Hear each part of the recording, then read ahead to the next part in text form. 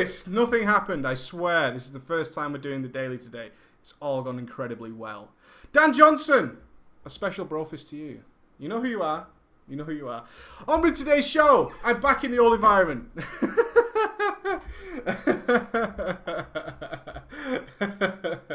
Camera falls again. We had camera issues. No, we didn't. The magical world of editing did prevail. It's all gone really swimmingly well. No problems at all. There was certainly no sunlight issues or anything like that. It's fine. I'm ignoring the chat. So it's so much better live. All over the first time.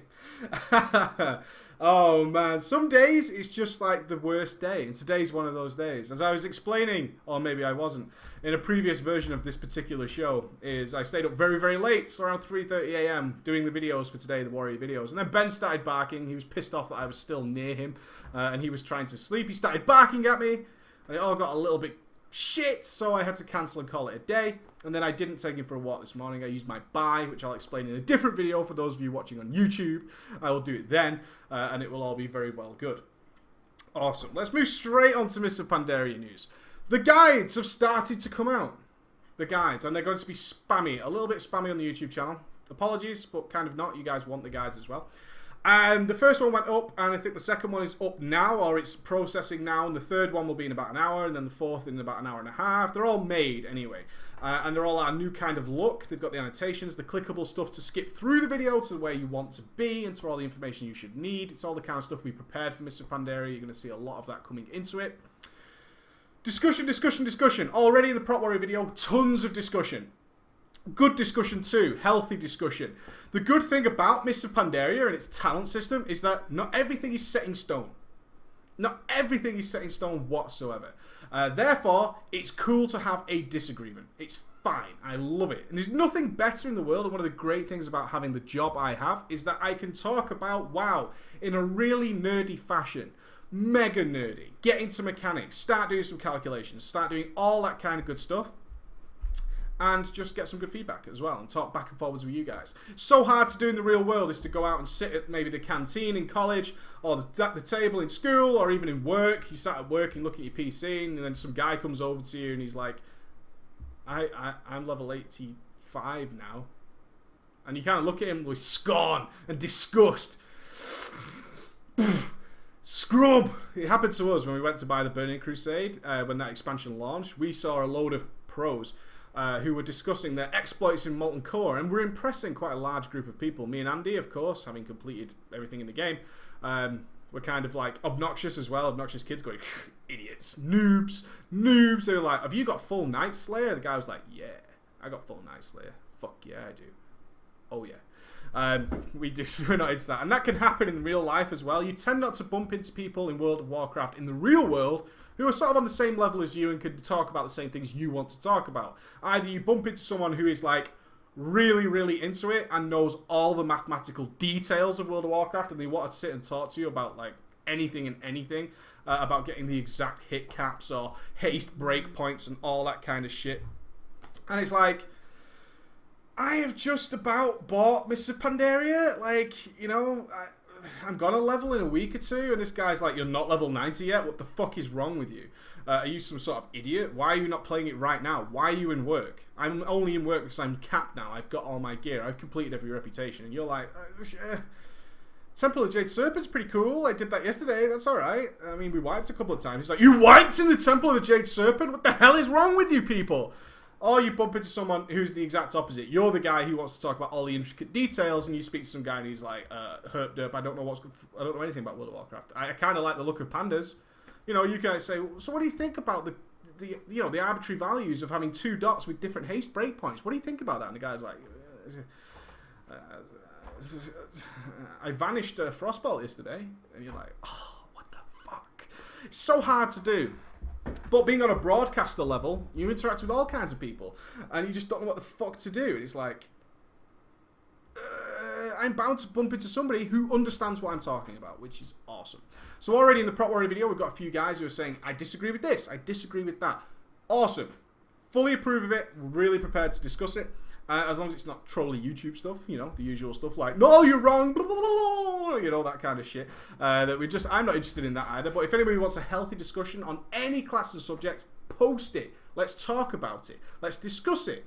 I do a lot of research. The guys who were watching the stream saw me doing a lot, mulling over really crazy things like glyphs for about 20-25 minutes. Do I recommend this glyph? I end up running heroics to test out the glyph and see what I really think. All that kind of stuff. Awesome. And then people are like, well, I disagree with that glyph. Good. Why? Always post a reason. Even in real life, not just on YouTube. Post a reason. I disagree because. Awesome. Let's have a discussion. Maybe I agree with you, maybe I don't. All that kind of stuff. Something really obnoxious about Ghost. You know why I hate Ghost so much? Is Ghost is in the stream right now. As I produce this show, Ghost is there. He's in this world, this area. He's fucking texting me. He knows I'm doing a show. He's there. He's fucking Look. Look. He's fucking texting me. Asshole. Fuck off. Oh, 1 second, guys. Go away, phone. I dislike you immensely. So there's going to be so much guides coming out. All the warrior ones are done. Let's have a discussion. Let's be nerdy for a while, because I can. It's my show. I'll do what the fuck I like. Oh! One of the big discussions going on in the Prop Warrior video right now. Let's jump into it. Because I actually was like, these comments started coming out just before I started doing the show, so I couldn't really answer. You know, I was trying to answer as quickly as possible, which isn't always easy. I was trying to answer as quickly as humanly possible. Now, one of the things I suggest in the Prop Warrior video, for any of you guys who are playing Prop Warriors, pause, was, quite frankly, that we disagreed with things like Shield Block and Shield Barrier. Shield Block and Shield Barrier are a fuck up. Before we even get into discussion, they're a fuck up. The entire system of that is a fuck up and it needs changing. Shield Barrier doesn't make any sense. Why do I have a shield that causes an absorb? It was the same as when Savage Defense came out for the Druids. And they were like, well, Druids are kind of mythical creatures, obviously. I mean, they turn into fucking bears, right? Why can't they have an absorb shield? And it's like, yeah, they turn into a bear. They don't turn into a bear with shields. They don't turn into the Starship Bear. You know, that's not what happens. They turn into a bear, and they get bear-like abilities, like mauling and clawing and fucking raking. All this kind of stuff.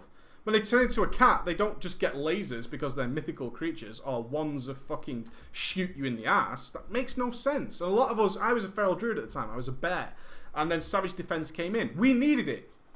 Regardless of the justification and the logic in a fantasy game, of why Savage Defense came in, we needed it. We needed something to match up with block. So then they decided, where did this fucking decision come from? What? It's Brad. Brad from accounting has struck again. He's like, warriors need an absorb shield to cope with magical attacks. That's the discussion that went on. Flat fucking out. This is what the discussion that went on is, how do we help warriors cope better with magical damage?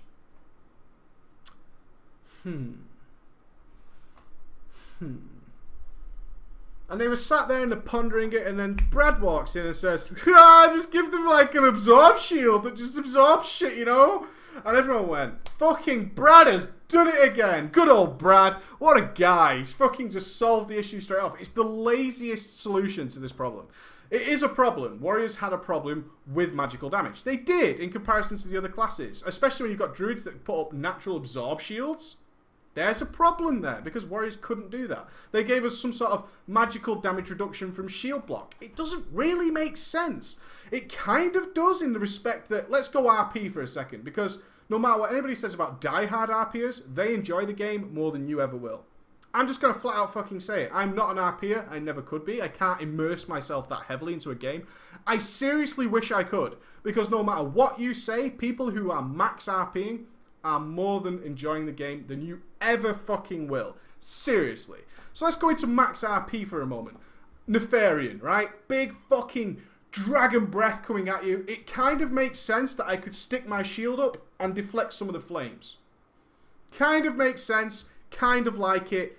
Okay, I can work with that. I can certainly work with that more than I can work with Savage Defense. When I crit, I get a bubble.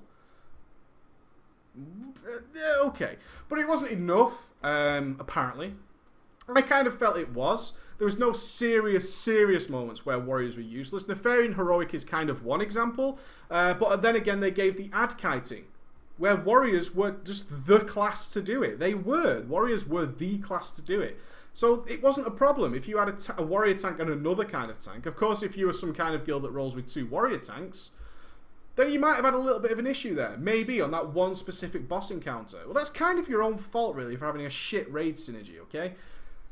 Warriors in the Fair and Heroic is the prime example I can think of where we had an issue with magical damage intake, but they had the ad kiting, so it was fine. Warriors were brilliant at that. Heroic throw, fucking thunderclap, heroic leap at the right time. Shockwave. What more do you need for that fight? Prot Paladin's also awesome at it, so it created a great synergy in the fight.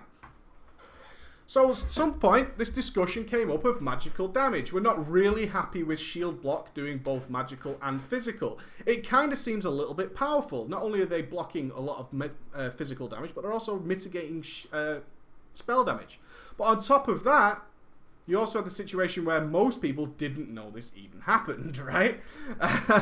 They didn't even know it could happen. So, shield barrier is bought. Why? Why? It might seem from my videos that I love shield barrier. I kind of do, because it does what I want it to do. If I'm getting frost bolted, my shield block doesn't do shit against that, really. My shield barrier does everything against it. It does everything. It stops the damage hitting me. My health stays really high. One of the problems we talked about with Spirit Shell is that the heal doesn't land for too fucking long. So if you've got a tank on half health and you're some obsessive person about topping your health off as a healer, which you kind of should be, then Spirit Shell just doesn't feel right. It feels awkward and flimsy and clumsy. It's like, I know he's safe. He's got a fucking big shield on him, but his health isn't going up. And then the shield is absorbed, so you now have to track that shield. Oh, the shield's been absorbed now. Now he's taking damage again. I should be healing in between, and then you straight up just start healing anyway. It's a really weird situation. So, getting back, shield barrier is born. Brad from Accounting comes up with this brilliant idea that warriors can now magically generate a bubble of defensive power, which will block all damage. It's so fucking lazy. It really is. I dislike the idea of shield barrier. I don't mind that tanks have a weakness. I genuinely don't. We've had tanks with weaknesses throughout the history of the game. Guess what? The history of the game has continued to grow and grow. Slower, sure. Dips at sometimes, but that wasn't down to tank mechanics. Let's face facts. Most people don't give a shit. I give a shit because I love my prot warrior, and shield barrier doesn't make any fucking sense. What is this supposed to be? Boom! Oh, I've got a big egg bubble around me. Boom! I've done another one. Boom! I've done another one. Why have I done that? Of all the most magical creatures in all of Azeroth's lands, let me RP for a second. The berserking, rage-filled warrior is the fucking last person that should have some sort of shield barrier absorb bubble. Paladins are magical characters. It makes sense that they can create shields, right? Druids, as a stretch, are mythical creatures full of energy and magic power. Okay, we'll get away with savage defense, although it's still fucking retarded. Shield barrier is a pure fuck up. Shield barrier makes no fucking sense. It really doesn't. But mathematically, not my words. I don't do the maths on this stuff. You know why? I can't be fucking arsed. And in most cases, the maths needed to do it. I didn't study. I studied at university, which is getting further and further away from me. Quite frankly, I don't care that much. I just want the answer. If someone says to me, there's the math, a huge spreadsheet, I'm like, scroll, scroll, scroll, shield block or shield barrier. And mathematically proven, just that in all situations, shield barrier is better. Okay, I'm fine with that. There's a whole page of maths backing it up and a load of other guys who are super nerdy into this stuff showing, okay, your math adds up, that's fine. Put it in a video. Ends up in the video. People go, no! Wrong! Wrong! Shield block is better. I'm not mocking you, but I kind of agree in one respect that shield block is better. It makes more sense that I raise my shield up to do something. It should mitigate some magical damage. Mathematically, it isn't better. It costs the same amount of shield barrier. Why does shield barrier exist? I don't know. Not my problem. Did not design it. But it's better. Overall. Those are the kind of discussions that we get into, and those are the kind of discussions that really have no end point. Because somebody who believes they're correct, who was it? Because he seems to know a lot about stuff. THSTSTTH. I don't know how you pronounce that. I assume you just smashed your keyboard. I get it. And you posted a lot of master stuff. And you posted another comment that I can't really reply to after that. This is why I want to bring it up, because these are going on. It's going on about, yeah, but look at this situation. I understand where you're coming from. Mathematically, it's not better. End of story. And there's not much I can do about that situation. There really isn't. No matter how much stuff you post, it doesn't matter. It doesn't matter at all. And I can't really have a discussion on that, which is kind of it's awkward for me, but I want to have a discussion. I want to talk about it. I would rather talk about why shield barrier exists. Did we feel we needed it? That's the discussion I want. That's the discussion I want. I didn't do the maths that proved it's better. It's nothing to do with me. It just is better. I want to talk about, did we need shield barrier? Were we in such a magical, strange situation? The one argument for this is that the trinket from Tolbarad, which I recommended everybody got during Cataclysm if you were a tank, was still used up until the Dragon Soul Heroic. It was still being used. It was that stupidly powerful. Of course, now we've got rid of magic resist, so tanks are more susceptible to magical damage, and warriors needed some way of dealing with it, hence shield barrier came up. I would love, in my heart, for shield barrier to be nerfed, to the point where if you're I want a choice. If I'm fighting something heavy physical, I want a shield block up. If I'm fighting something magical, I'll use a shield barrier when I need it.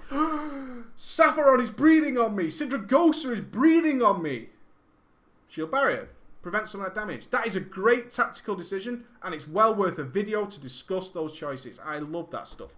Other than that, we're kind of fucked, which is a bit shitty on that one. But it's good to see. What I want to get out of this little story is that I really encourage you to post your thoughts, because talents are never set in stone. Talents, abilities, they're still being changed. I have already said on yesterday's daily, there are going to be huge changes to Mists of Pandaria in the not too distant future. I think there are a lot of things in game, more I've discovered today, that are just not going to work in my mind's eye. I can sort of say, you know what, I do not think that's going to work for the majority of the player base. It would probably work for me.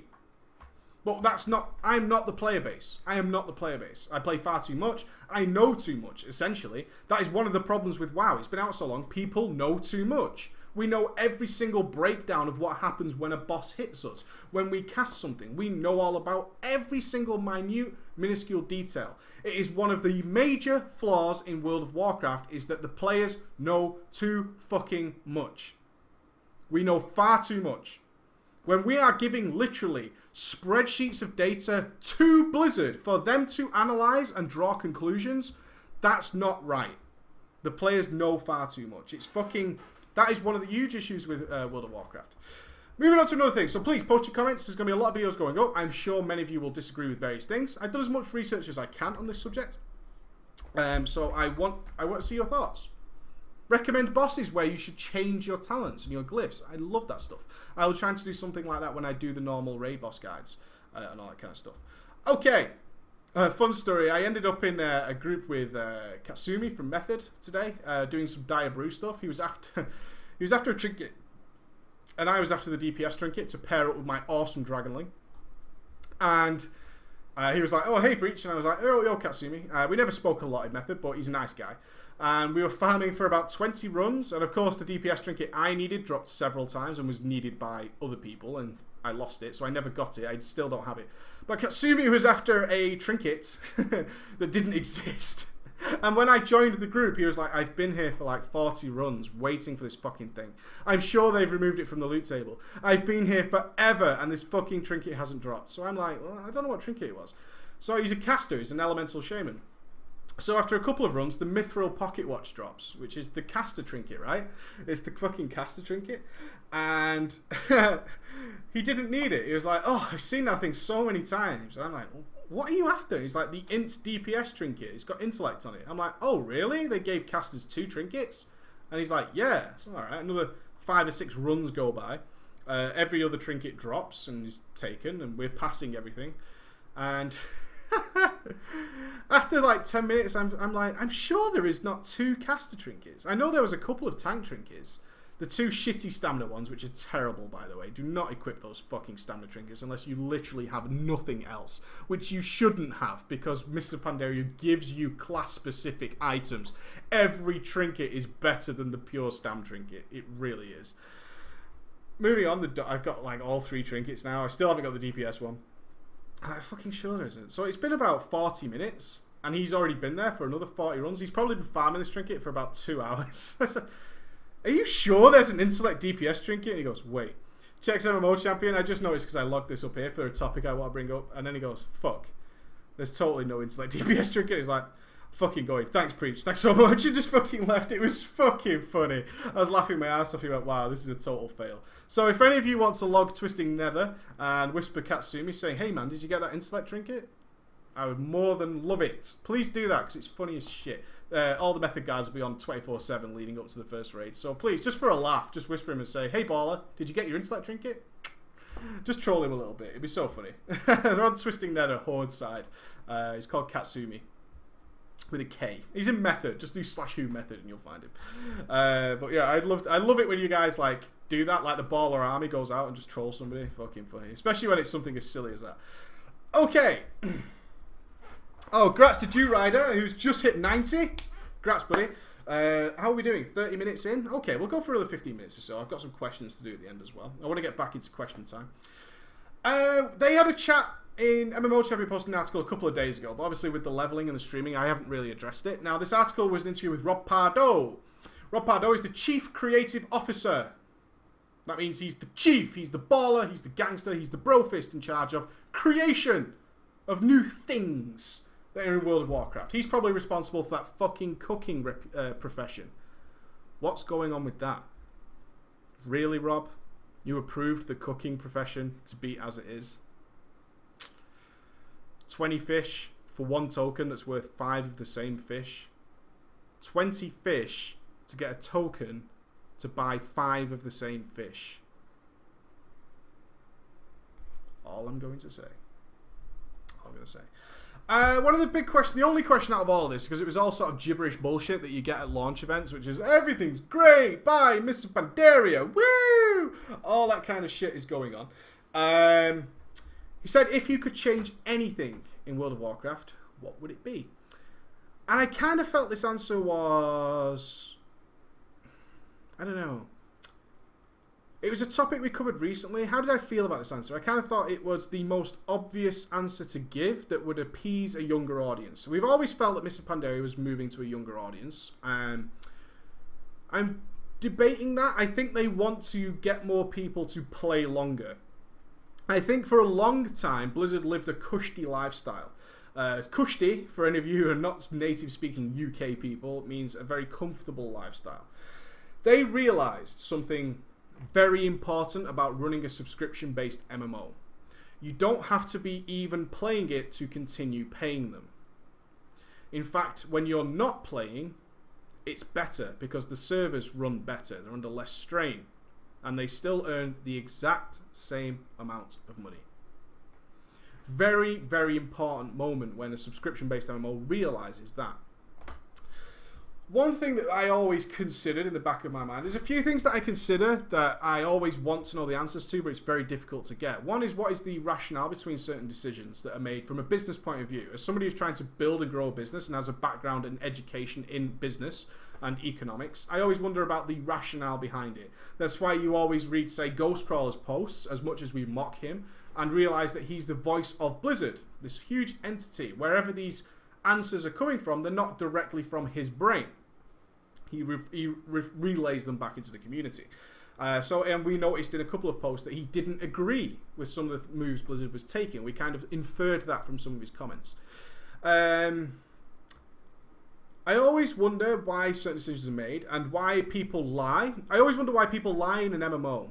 I kind of understand for a lot of reasons why people lie. The most common one, of course, you can all relate to is lag! And you can see they're not lagging. When someone's lagging, let's see in the chat. When someone is genuinely lagging, how can you tell? Just in the chat, how can you tell when someone is genuinely lagging? That's all I want to know while I move on to this.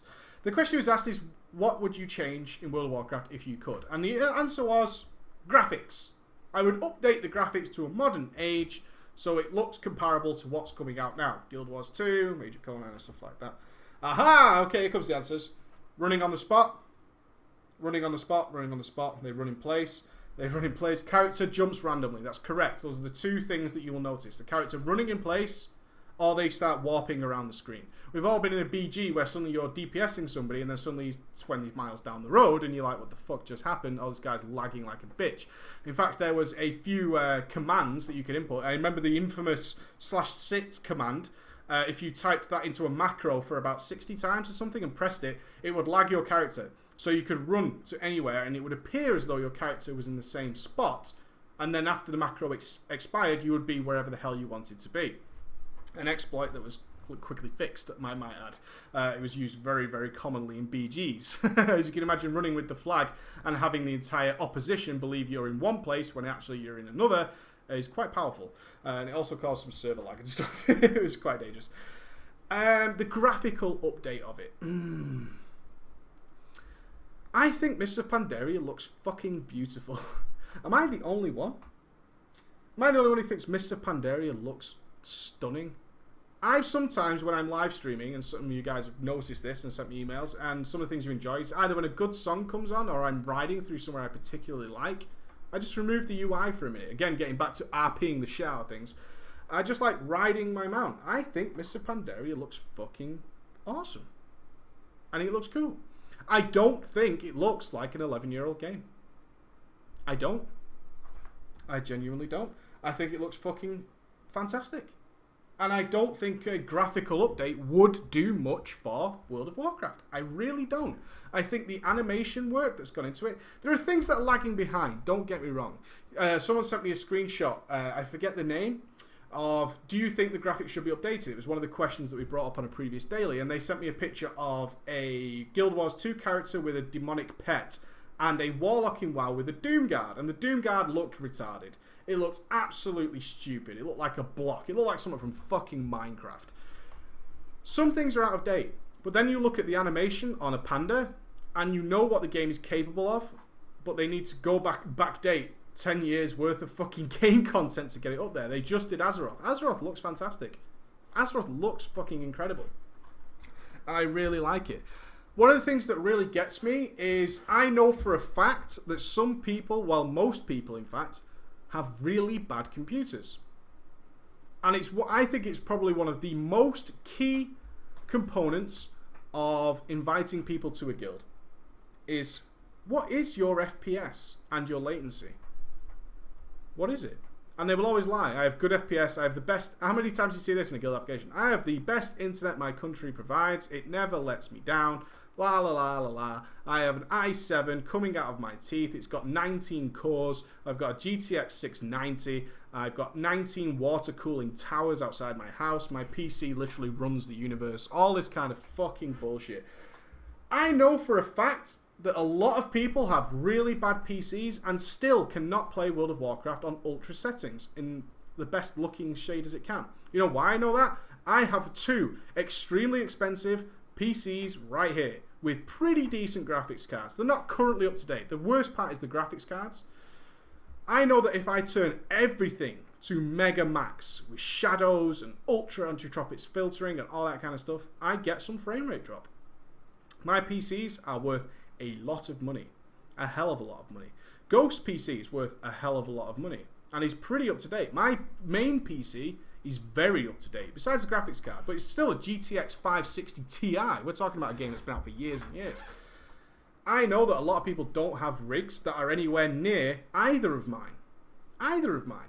And I still can't turn everything to mega and go into a 25-man raid and have everything on super ultra and not get some sort of frame drops at various points. I'm not talking a lot. I'm not talking about my frame rate tanks. I'm talking I drop below 60 FPS. Now some of you will be like, oh, first world problem, drops below 60 FPS.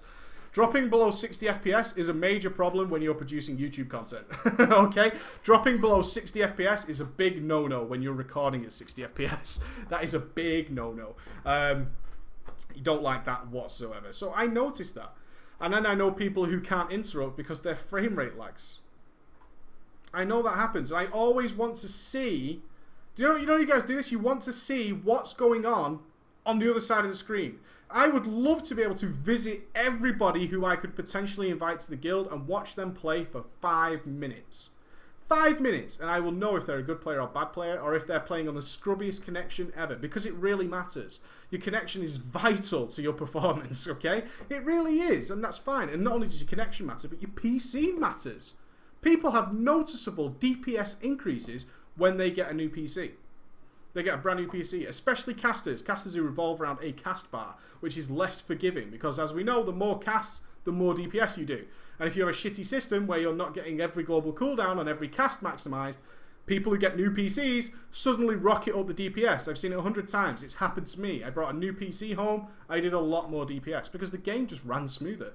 Everything I pressed happened instantaneously, and it was always timed perfectly well. I would love to see what goes on besides the other people's PCs. Finally, that was a bit of a drift, but getting back to he wants to upgrade the graphics. I think that's a bit of a textbook answer. The only thing I infer from that is, what else can we do to World of Warcraft to make it better? What else can we do? We make some bad... This is Blizzard talking. We make some bad decisions, we make some good decisions, but we always try to improve. I think we can all agree that's what they try to do. They test things, sometimes with a hammer, sometimes with a feather, and they see if it works, and then they change it or they modify it accordingly, but always building to the goal of making it better. They say they want to improve the graphics. World of Warcraft has smashed every single fucking game, graphically superior or not, that has come along. All the top Guild Wars 2 players are leaving. Not because Guild Wars 2 is a bad game. World of Warcraft is apparently better. I haven't played Guild Wars 2, so I'm making a wild inference there. What I would just like to say is, the evidence is speaking for itself. I saw the post and the stats of Guild Wars 2 is in decline, but they don't care. It was a game that was designed to be bought at first, and then probably a lot more micro transactions brought in the future. But I'm fine with that. I have no issue with Guild Wars 2. I have no problem with it. I've never played it for more than 5 minutes of my life. I'm not judging anything. All I'm saying is the statistics speak for themselves. The graphics don't matter.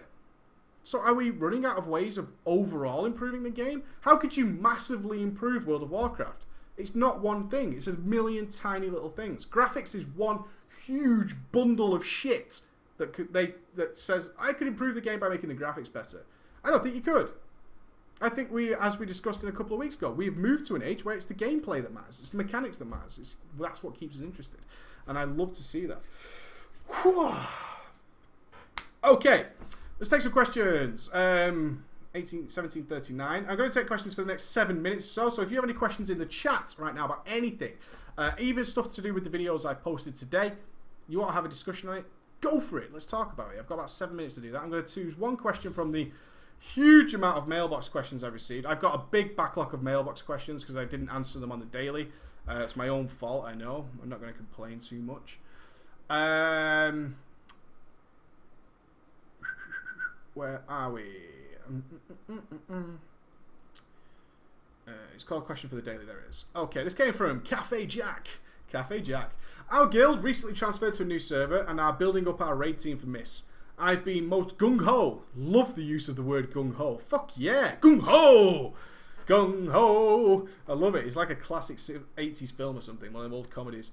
I've been most gung-ho in terms of assembling a balanced raid group and getting people excited for a very positive raid experience. Good move. Good motivator. Because of this, my guild master has offered me the position of raid leader. Nice. I'm a well-spoken person. I can tell. You used the word fucking gung-ho. Are you kidding me? You even hyphenated it. Shit, yeah, you're well-spoken. I have no qualms about being... You used the word qualms! Enough said. Back off, nerd. I'm joking. With being a leader, my question is, how do you feel about a DPS player leading the raid? What kind of problems do you think I'll encounter in this situation? Ooh! I've encountered one semi-decent DPS raid leader in many years of playing. When I switched to DPS, I was always the raid leader, essentially. There was a period in vanilla where I just joined a guild for the first time and just raided for the first time. That lasted all of about 3 weeks before I was the priest healing officer. And then, of course, Storytime explains that within about a month or so, I was the raid leader. And ultimately the guild master. And further from that, I've essentially always been the raid leader. I said in Kill Count Lost, I gave you that story, that on my first raid, I was the raid leader of certain bosses, and then I kind of co-shared it with my main tank and guild master. So I've got a lot of experience with this. The only time I ever tried to raid lead as a DPS was the time I officially, in the officer forum, gave up the position of raid leader.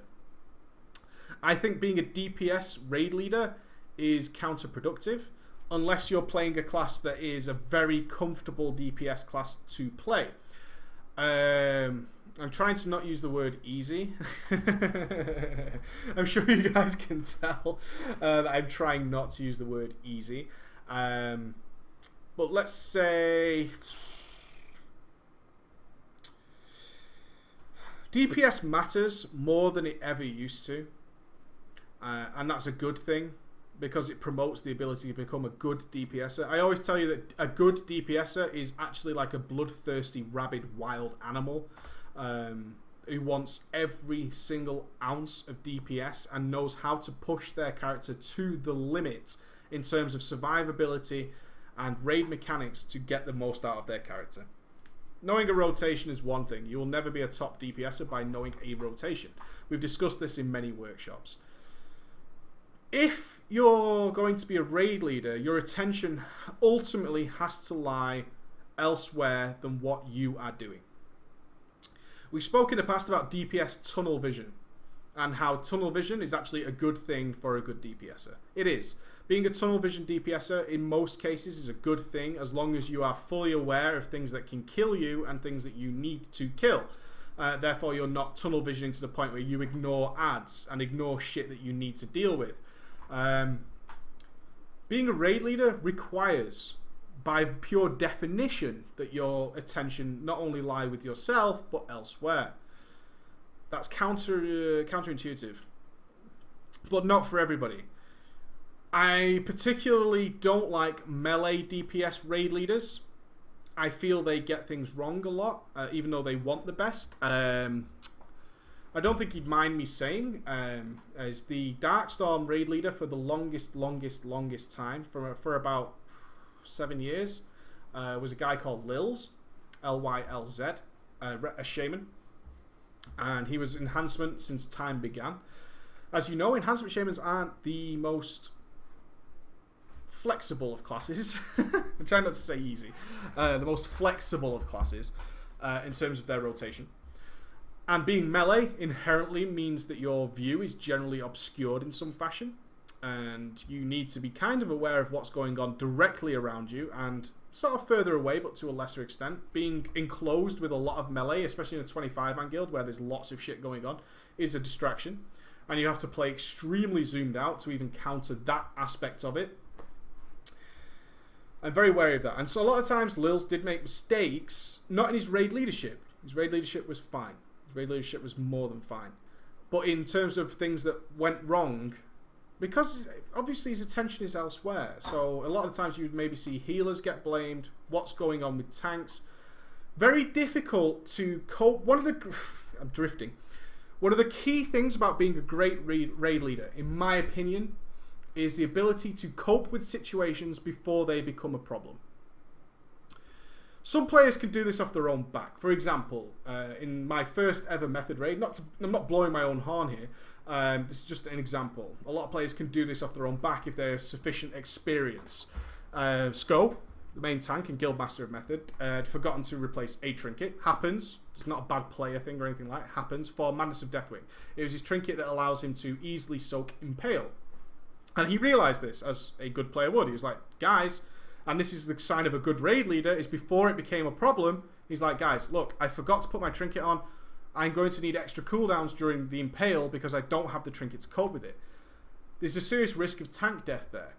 One of the ways I coped with that situation without having to be told is to soulstone Sko before he dies, so that if he does die, he's back in the action straight away, and we've not got healers having to battle res and cope with the oncoming storm of having a tank death on a heroic encounter, which is always bad.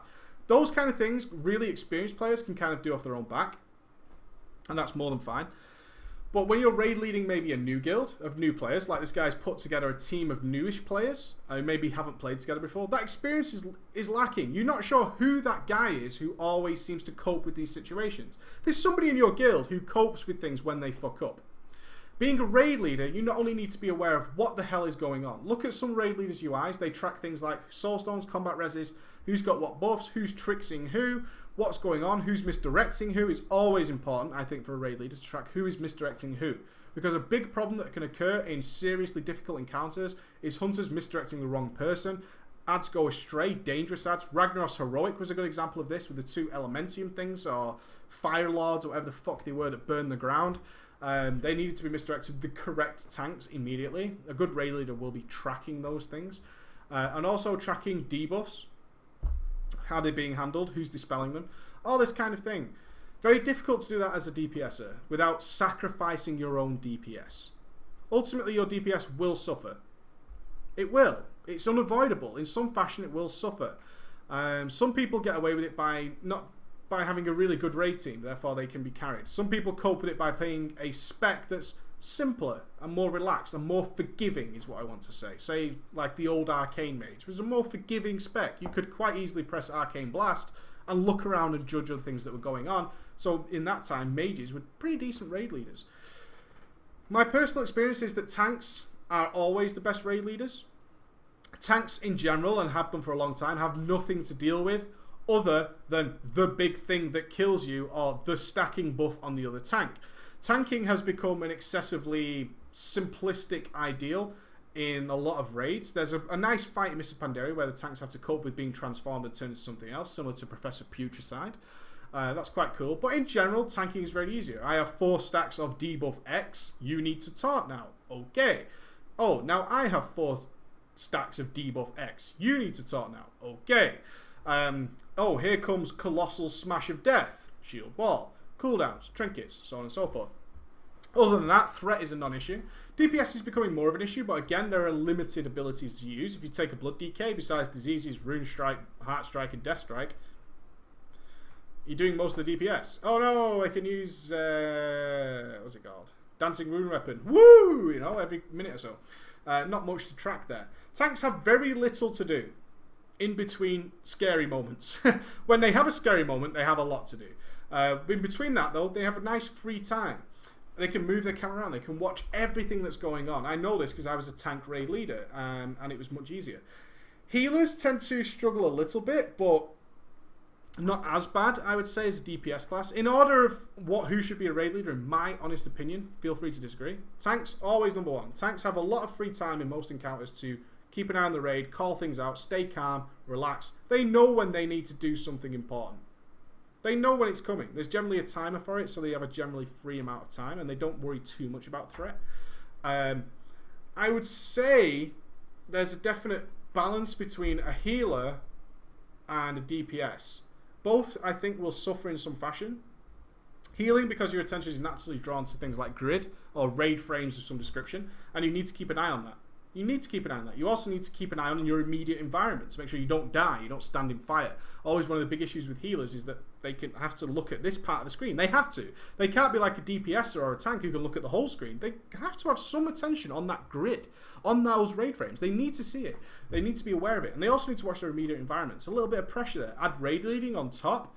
It's not too bad if you can do things without looking. When I was a priest healer raid leader, I used to raid lead by not really looking at what was going on around me, but kind of judging things from people taking damage, people having debuffs, and a quick glance up used to refresh me of what was going on.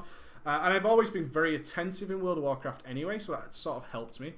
The worst by far, melee DPS, I think.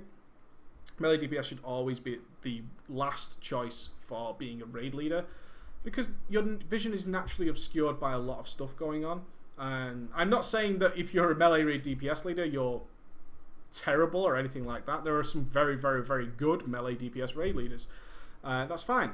But I just think in terms of who has an easier time and maybe is more effective, tanks, healers, and range DPS, about the same, depending on what specs, and then melee DPS at the bottom. So I hope that answers your question. Hurrah! Questions. I'm sorry, Skystole Prot War? I don't know. Is he? Oh, is he trying to troll? I don't know.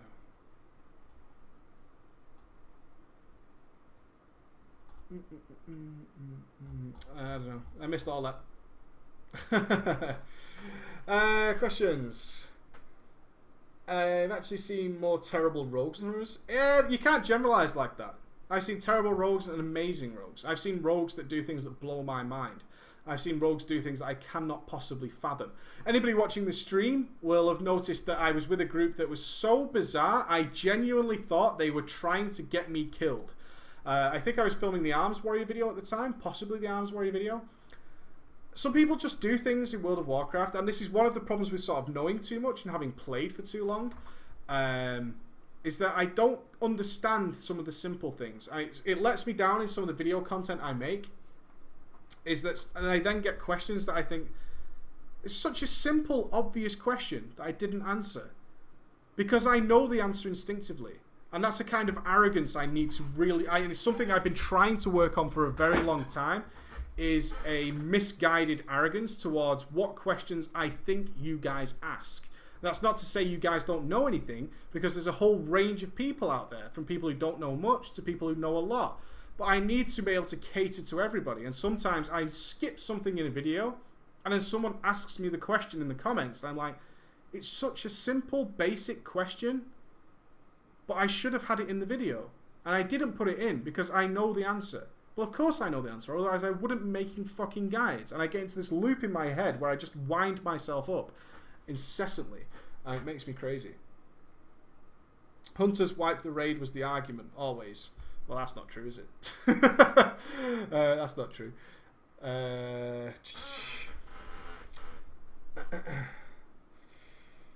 think you're all getting trolled there. There's no way you can claim that one class always wipes the raid. That would just be the most baffling situation ever. Hunters always, every wipe in recorded history is down to Hunters. Am I right? No. What do I think about the monk? I don't think anything about the monk here. I don't think anything about the monk. I can stream in 1080p, yes. Just not because this is the settings I was using. If anybody watching the stream will know I was recording the videos for the guides and streaming at the same time. I kind of was going to do that today, but I did notice some minuscule, I'm such a nerd about this kind of stuff, I noticed some minuscule below 60 FPS moments. I did not want them in my YouTube videos. My YouTube videos are my livelihood at the end of the day. Twitch makes us some money, but very little comparatively to YouTube. It's like $100 a month. So I need to weigh up both choices there. And if it's a choice between streaming in 720 HD and 1080 HD at certain points, then I will choose 720 in order to make sure the YouTube videos are better. The only reason I'm not streaming this in 1080p is because I moved everything back upstairs today and I didn't change the setting. Simple as. Simple as. I could bring this up actually. This will be my final thought. I want to leave you with this because you guys should be aware of it, of people who follow YouTube channels, as we all do. I follow lots of people on YouTube. I love YouTube. If I'm rendering and I literally can't do anything because my PC is frying, not that that's much of a problem now because I have a second rig where I can just go, I'm rendering, go over there and start doing some work. YouTube sent us an email again, or I received an email, telling us that if we suggest wholeheartedly that you use our option to disable mobile applications from accessing your YouTube videos, purely for monetization purposes. I really disagree with that. I have an option. It's a new option. What's it called? I'm not going to do this, by the way, so don't worry about that. I'm just making you aware that some of your favorite, if you use a mobile phone a lot to watch YouTube, you might start noticing that things are not there anymore. And this is why, because they are seriously advising that you do this, because YouTube wants to make money too, and of course mobile phones, etc. don't really do that. Here we go. Is it enhancements? Are they calling it enhancements, I think? Yeah, there we go. It's a new option that I only recently noticed, and I never click it. Syndication. Make this video available on all platforms. That's what I have selected. Monetize platforms only. Make this video available only on monetized platforms. This will disable all mobile phone devices that are not signed with YouTube for monetization. Apple, bye-bye. If you're using an Apple device, such as me, I couldn't watch my own videos. How retarded would that be? And so on and so forth. So maybe I'm just seeing the new iPhone app has ads now. Oh, of course, they've made us use a YouTube app. Ah, yes, because, of course, Apple hates Google for some cunty Apple reason. You know what's silly? I really dislike Apple's business practices, but their products, over the last 10 years at least, have been amazing. They really have been amazing. Obviously, the iPhone 5 isn't looking too stellar in comparison to everything else. I'm kind of... final thought is, what mobile phone do you use? I'm kind of really interested in that Nokia phone with mobile charging. I hate charging my phone. I fucking can't stand it. If I could set something up where it charges because it's in my house, I'm buying it. I'm fucking seriously buying it. Alright, ballers, I'm going to call it there. I hope you have a fantastic day. There'll be videos coming up all for the rest of the night. Arms and Fury, talents, discussion, glyphs, gameplay, etc, etc. So I look forward to seeing your comments. And a whole opening discussion. Have a discussion with me. Talk to me. I love it. I love nerding out to that stuff. And I will see you tomorrow.